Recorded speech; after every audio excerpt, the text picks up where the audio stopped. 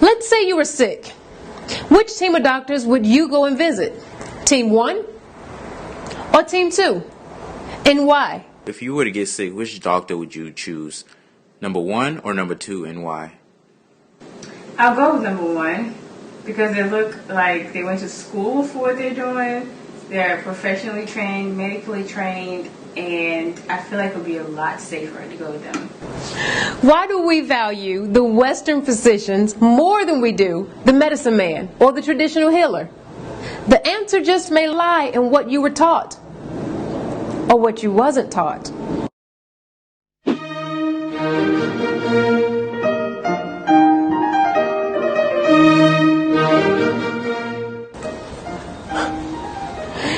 The very foundation of what we consider modern medicine is usually credited to Hippocrates, a Greek known as the father of medicine.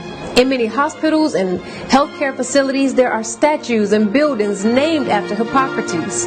But this Greek is actually not the father of medicine. Hippocrates studied the medical traditions of the Kemetic ancient Egyptians. He studied in Hotep. Who was in Hotep?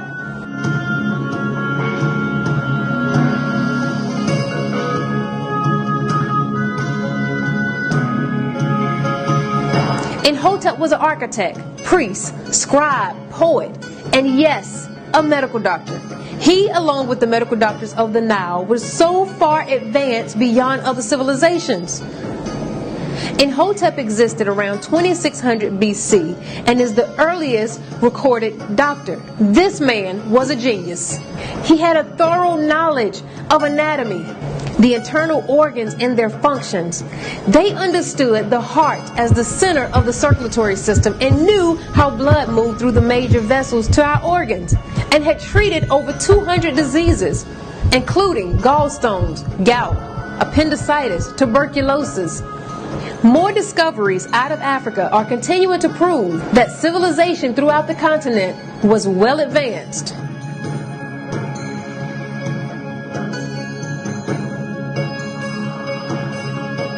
But it wasn't just Kemet. Ancient Egypt, people from the Bantu to the Kushites to the Zulu understood medicine and have contributed greatly to what we call modern medicine. For example, the Mono people in present-day Liberia would practice quarantine for patients with communicable diseases like smallpox. They would be confined and treated with the anti-itch salve to reduce cuts leading to infection. When it was no longer needed, the area would be burned. Our ancestors clearly had a deep understanding of contagion and sanitation, which wasn't discovered in Western medicine until the second half of the 19th century. In 1879, a British imperialist saw a successful C-section performed in present-day Uganda. We don't even know how long babies have been delivered surgically there using banana wine and the root of a tree as medication.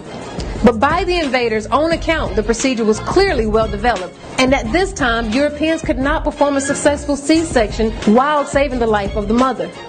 They learned the procedure from Uganda. And the Zulu warriors? The Zulu warriors, when fighting the British invaders, were backed by excellent medicine men. You wouldn't think so looking at the warrior with his skulls and such. But, school them, Credo. The war machine of the Zulu nation was backed up by a highly sophisticated medical corps, a corps of healers and traditional surgeons whose purpose was to heal all kinds of wounds that an army could sustain in battle. If you look at the skull here, you might say this is a black magic object. No, this is a thing of education where a healer of high caliber was taught what to do when he met various kinds of head injury on a warrior or an ordinary person. And did you know that some knew of over 700 plants and animals and their medicinal purpose? See, we were taught to believe that the herbs and the attire were evil and not to be trusted. But compared to Western medicine, most of the process is not organic. What we're accustomed to are the synthetic versions of those natural herbs. What's recreated in a lab is not a natural process. But one stark difference between Western medicine and that of the traditional healer lies in the priority of treating health. A traditional healer's number one priority is maintaining the health and spirits of the individual in his tribe or his region, because healthy individuals build healthy families, which build healthy communities, which build a healthy society, and continues civilization. As opposed to Western medicine, we're mixing medicine with capitalism. Your health may take a back seat to what's most important, making money. Doctors not even pretending or trying to cover up the fact that they prescribe medicines only for kickbacks. The company was involved in almost $500 million worth of economic crimes and handing out bribes to hospitals, doctors, and health officials in the form of free travel, sexual favors, and illegal money transfers. They're giving people with suicidal thoughts and deep depression these drugs that worsen it. And the side effects even admit that. And all the shooters are on them. All the totally insane people are put on these to make them even more insane for money. They're interested in symptomatic treatment. They want patients who are diabetics, cardiology patients, Parkinson's disease, rheumatoid arthritis, arthrosis, because you live a long time and the drugs that you have to take, you take that for the rest of your life. Don't take for granted what your doctor is telling you, because the doctors these days, they don't know much about medicine. The doctors don't get information from anywhere else except the pharma industry. And what's often neglected is what the traditional medicine man gives: herbal and holistic treatment for our mind, body, and spirit. Africans throughout various colonized countries were prohibited from practicing cultural, spiritual, and healing customs that kept our civilization alive and thriving for over 200,000 years.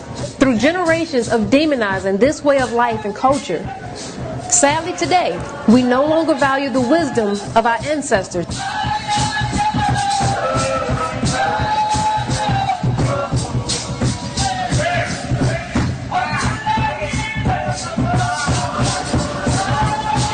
So maybe our traditional healers weren't savages.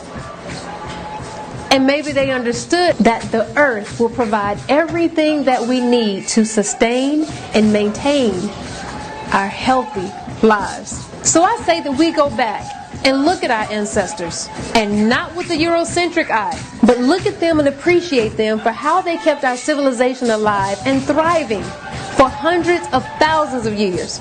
And of course, appreciate them for contributing to what we now call modern Western medicine.